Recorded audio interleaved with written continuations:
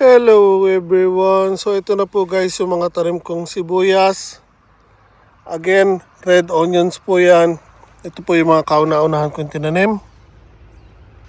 And ayan, nag-start na po silang mag-form ng bulb or ng pinakasibuyas nila.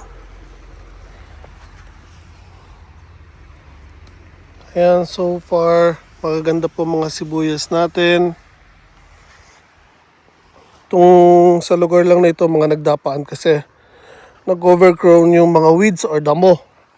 Kaya yan, nagkaganyan-ganyan po sila. Pero kahit papano ay okay pa rin naman po sila. So again guys, kung makita nyo po yung mga puno niya matataba po.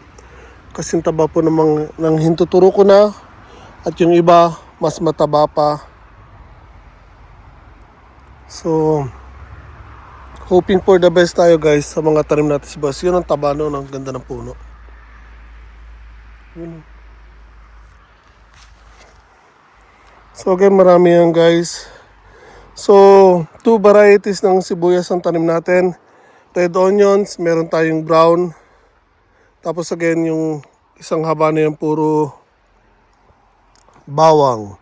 And coming soon, yun yung may net na yon.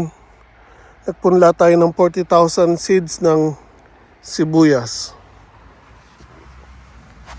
So again guys, ayan, nag-uumpisa pa lang po siyang mag-form ng bulb. So, ayan, yun din.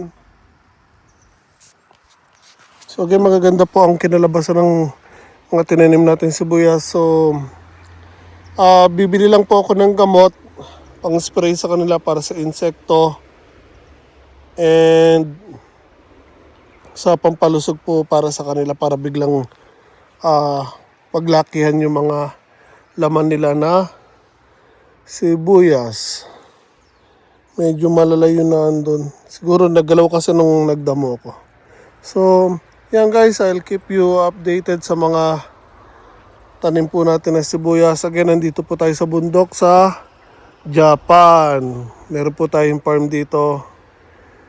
Pansamantala, ito pa lang pero ayan, unti-unti pong lalawak yan dahil soon to be, gagamitin po natin yung katabi natin, pati yung isa pa po doon. So abangan nyo lang guys, farming in Japan.